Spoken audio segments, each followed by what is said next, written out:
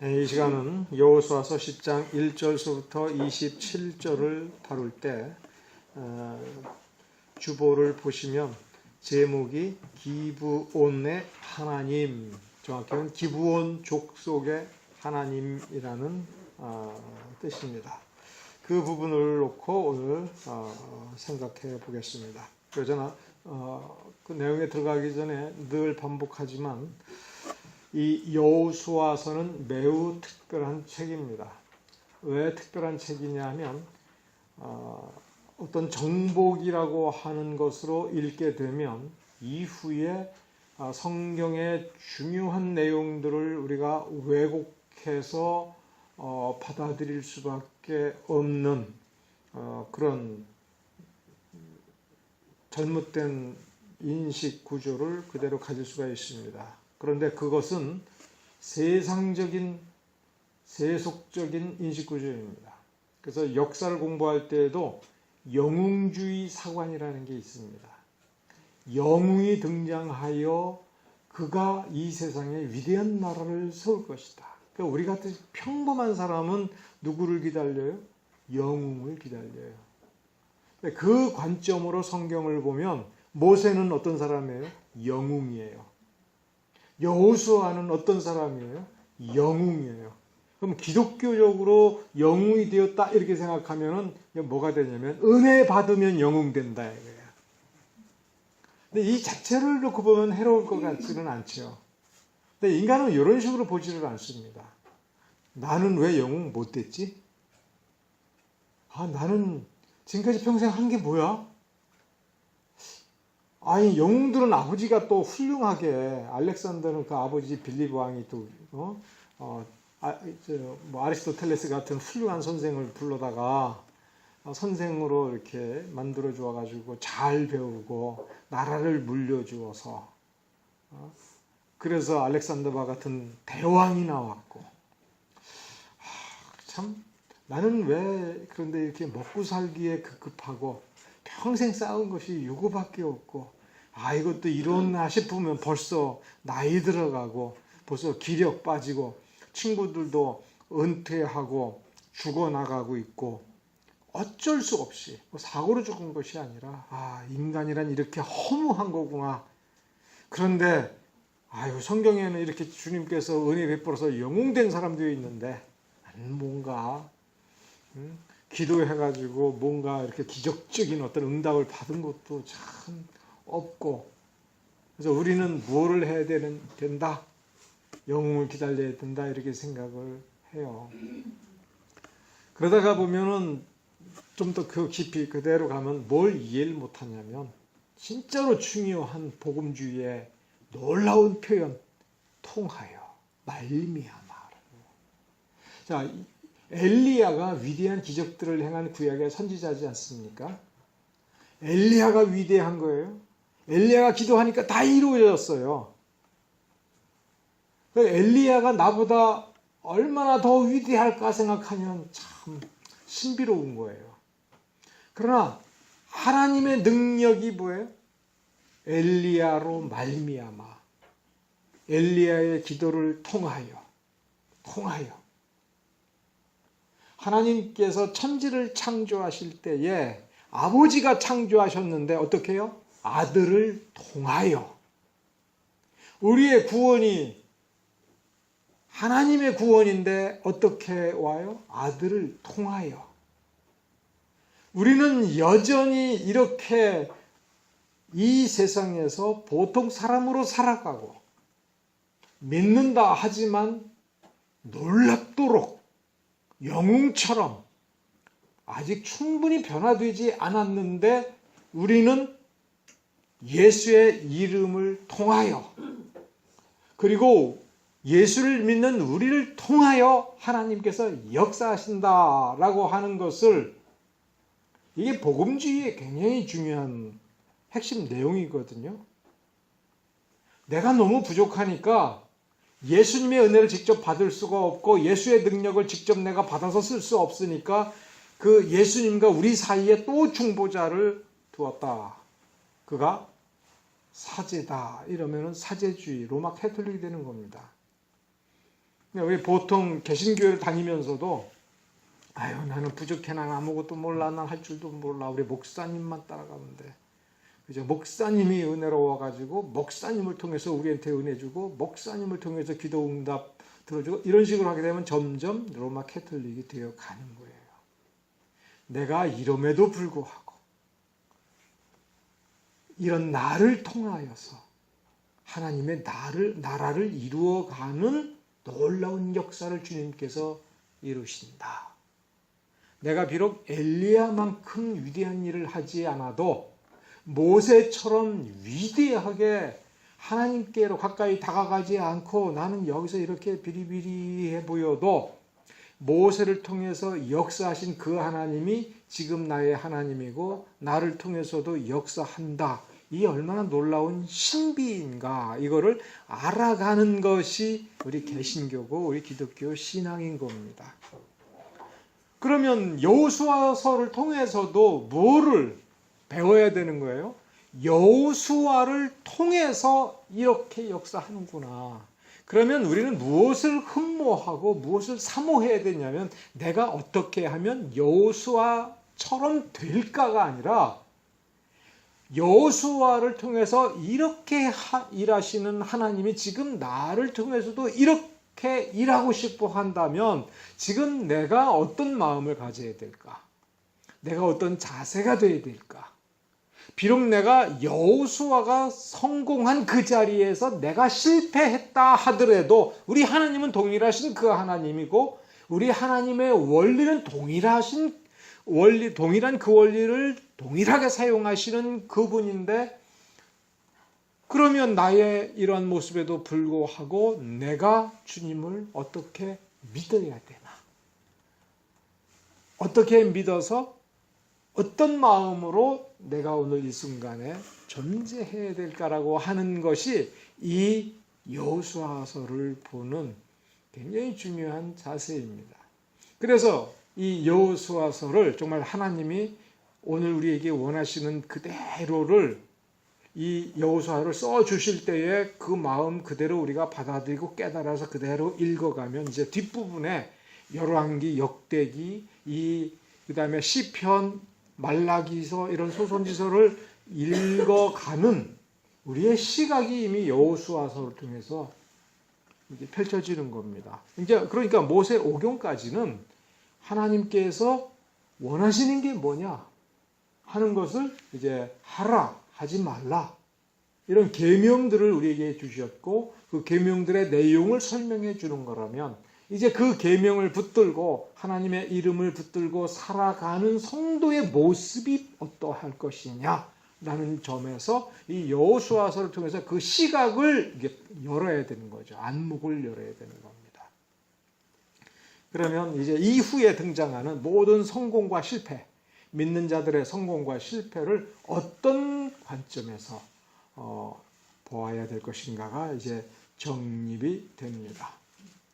그러니까 이 여호수아서에 나타난 역사는 과거의 역사적 사실인데, 그러니까 오늘 읽은 본문의 25절, 5절처럼 모든 대적에게 여호와께서 다 이와 같이 하시리라. 그러니까 이 말을 딱 듣고 믿습니다 하면서 다 덤벼, 나한테 덤벼, 니들 죽었어. 그리고 내가 니들 죽여도 돼. 봐라, 우리 하나님께서 니들 다 죽인다고 그랬어.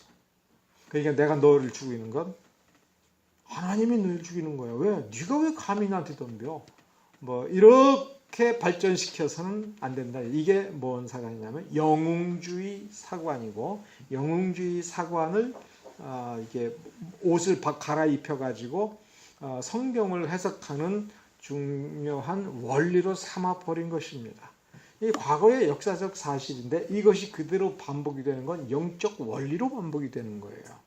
그래서 우리가 죄를 어떻게 싸울 것인가, 내 안에 있는 죄를 어떻게 진멸할 것이냐 라고 하는 측면에서는 도움이 되겠죠. 그러나 그 싸움에서도 결국 그것은 나의 믿음을 통해서 예수 그리스도의 공로로 말미암아 주님께서 그 능력을 베풀어서 하나님의 능력으로 내 안에 있는 이 죄성을 나갈 것이다라고 하는 영적 원리, 그것을 바라보고, 그러면 나는 이것을 어떻게 적용하고 내 믿음이 더 살아있는 믿음이 되고 역사하는 믿음이 될 것이냐. 그러니까 그 관점을 놓고 바라보아야 됩니다.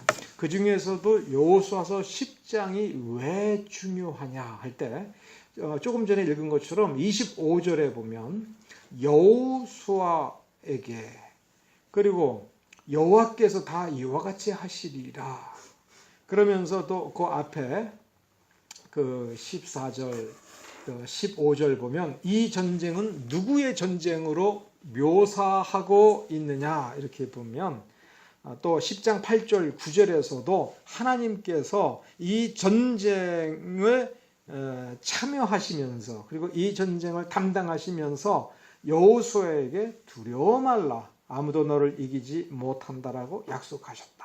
그래서 여호수아가 군대를 끌고 가서 이제 아모리 족속의 5 왕들과 그들의 군대와 전쟁하니까, 이제 8절 9절 그 이후 전체 요 부분에 초점을 놓고, 그 다음에 여호수아서 전체에 대한 어떤 이미지를 가지고 읽어보면 이건 누구의 전쟁이에요? 여호수아의 전쟁이며 이스라엘의 전쟁이다라고 결론을 내릴 수가 있습니다. 그러나 10장 1절서부터 읽어보면 이 전쟁은 누구를 위한 전쟁이에요? 기브온 족속을 위한 전쟁입니다. 그러니까 10장 1절부터의 내용은 이거예요. 기브온 족속이 이방 족속임에도 불구하고, 그리고 10장 2절을 읽어보면 이들이 사는 성은 왕성, 그러니까 그 나라에서 가장 강력한 요새라고 할 수 있을 정도로 왕이 거하는 성이 가장 강한 성이에요. 가장 튼튼하게 짓는 겁니다. 왕이 죽으면 소용이 없으니까. 그 왕성처럼 튼튼한 기브온 성인데, 그리고 그 백성은, 그 족속은 하나같이 강한 용사예요. 그러니까 1대1로 전쟁을 하면 이스라엘 백성들하고 비교가 되지 않을 만큼 강한 사람들이라는 거예요. 이스라엘 백성들이 40년 전에 어땠어요? 하나님께 벌을 받아서 40년 왜 광야에서 유리했습니까?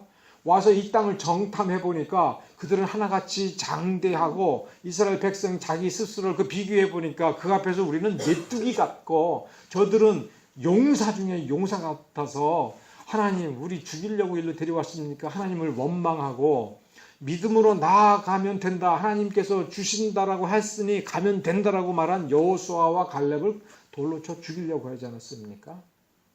겉모습을 보고 겁을 먹을 정도로 우람하고 용사같이 생겼는데, 이 10장 2절에 이 기브온 사람들은 다 용사라고 하는 이 평가는 누가 내리고 있는 거냐면, 이스라엘 백성들이 내리는 게 아니라 같은 이방 족속, 가나안 땅에 있는 다른 족속들이, 야, 그 사람들은, 기브온 사람들은 다 용사다라고 인정해 줄 정도니까 이스라엘 백성들이 보면 용사 중에 용사들이에요.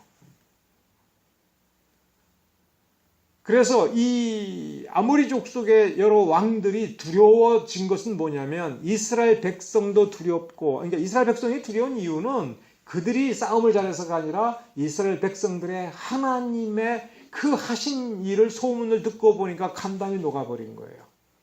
근데 여기에 기브온 족속의 군대가 비겁하게 항복을 해버린 거예요. 목숨을 구걸한 겁니다. 이스라엘 사람들한테 가서 우리를 종으로 삼아달라고 얘기한 거예요. 그러니까 종이니까 이스라엘 백성들이 뒤에서, 너희들 나가서 싸워 그러면 싸워야 되는 거죠. 종이 그거 아닙니까? 제 발로 찾아가서 종이 된다고 그랬으니 이 용사들을 부하로 다스리게 되면, 가뜩이나 이스라엘의 하나님도 그렇게 강한데 이 강력한 용사들인 기브온 족속이 거기에 가세했으니까 이 아모리 족속 전체 5 왕들이 모여서 모든 군대를 다 모아가지고 일단 이 기브온을 쳐서 이들을 멸망시켜 버려야겠다. 그래야 그 다음에 이스라엘 백성들을 뭔가 꺾어볼 수 있는 소망을 가지지 않겠는가 이렇게 생각을 한 겁니다.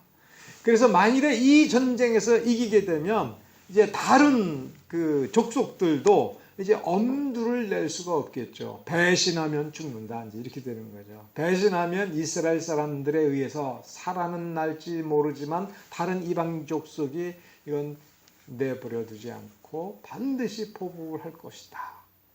자, 이 기브온 족속이 하나같이 남자들은 다 용사인데 이 다섯 왕국이 그 군대를 끌고 쳐들어오니까 이 기브온 족속이 일단 싸워 보니까 아무래도 이게 안 되겠던 거예요. 그래서 이스라엘 사람들한테 이야기한 겁니다. 이 왕들이 우리 쳐들어와서 우리 죽게 되었으니 뭐라고 그러면서 도움을 청한 겁니까? 종들이 죽게 되었습니다. 그런 거예요. 근데 그 뒤에 놀라운 일이 펼쳐진다라고 하는 걸 성경은 우리에게 보여주고, 아니 하나님이 우리에게 보여주고 싶은 거예요. 기브온 족속을 살리기 위하여 하나님께서 어디까지 하셨느냐 이거예요. 그 부분을 보라 이거예요.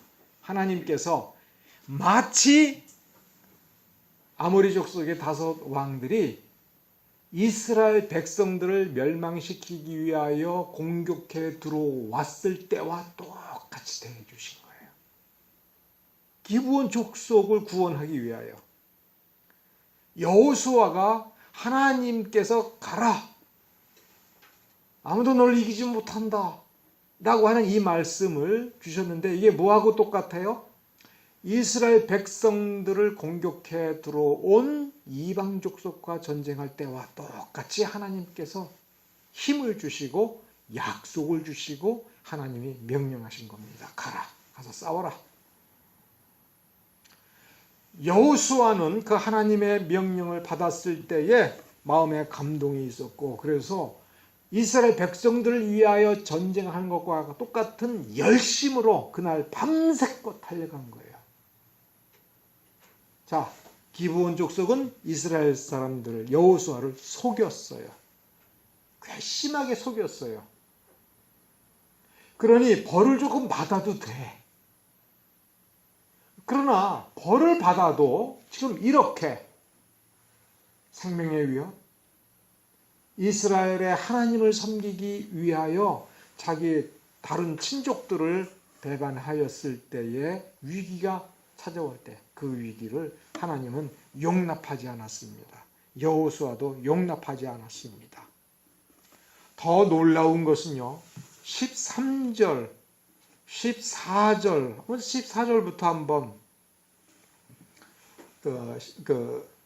야샬의 책에 기록이 되어 있을 대로 전에도 후에도 없었던 이적을 베푸셨어요. 뭐예요? 태양이 중천에 떠서 해가 이게 져야 되는데 그 해가 하늘에 정지해버린 겁니다. 이거를 믿을 거냐 말 거냐? 믿어야죠. 창조주 하나님이신데.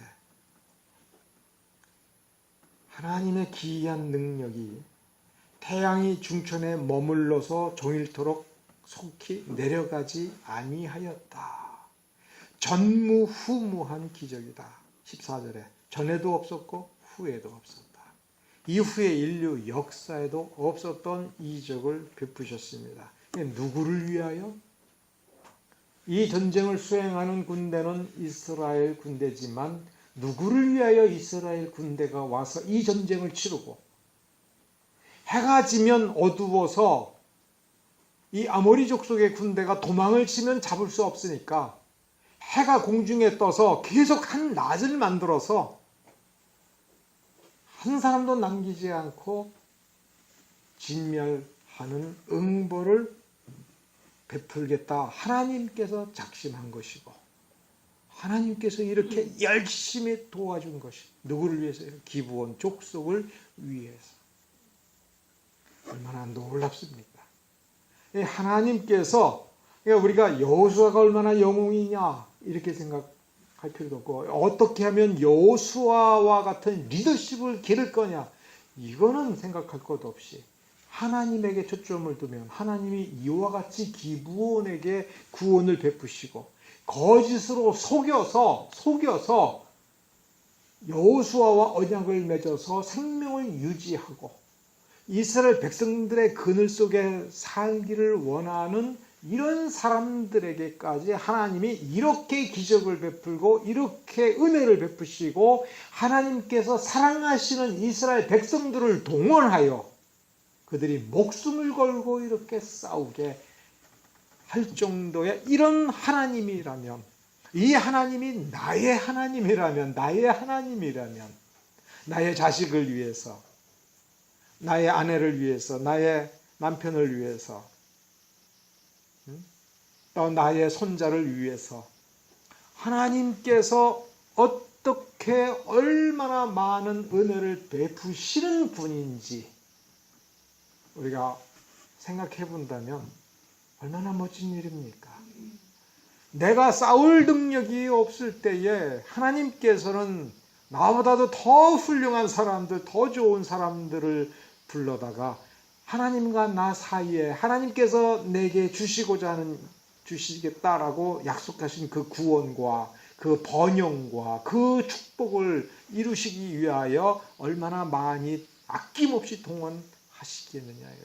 우리 하나님은 아낌없이 베푸시는 하나님인데 이럴 정도다라고 하는 것을 여호수아서 10장, 즉 이 말씀을 가지고 인생에 있어서 나와의 싸움, 나의 악한 습성과의 싸움, 이 세상의 악한 세력과 싸워서 선을 이루고 하나님의 선하심을 보여드리기 위한 세상의 어둠과 싸우는 빛과 소금의 역할을 다하는 이 영적 전쟁에서 나의 존재를 위해서 하나님께서 얼마나 놀라운 은혜를 베푸시겠느냐. 그냥 그 점을 보라라고 하는 거예요. 그것을 우리는 날마다 체험해야 됩니다. 이 하나님을 날마다 경험해서 이 하나님을 더 깊이 알아가고 이 하나님 때문에 내 마음이 점점 더 은혜와 평강으로 넘쳐나는 그런 사람이 되어야 됩니다. 태양이 머물고 달이 그치기를 태양을 공중에 세워두고 달도 공중에 세워두고 우리의 구원을 이루셨다. 우리의 대적을 진멸했다라고 하는 것입니다. 그러므로 우리가 하나님의 말씀을 붙들고 하나님의 나라를 이루기 위하여 우리가 목표를 두고 살아갈 때에 우리의 인생을 반대하는 그들, 우리의 발걸음을 가로막는 그들을 우리는 사랑해도 된다는 겁니다. 우리는 사랑해도 되는 거예요. 왜? 그 원수들이 내 인생을 파괴할 수가 없는 겁니다. 내 인생을 파괴할 수 없는 거예요. 내 인생이 파괴되도록, 내 삶에서 의미를 뽑아가도록, 부질없는 것으로 헛된 인생으로 만들려고 하는 그 모든 것은 하나님께서 용납하지 않으시겠다 하는 거예요. 그렇게 역사적으로 증명한 사건인 겁니다.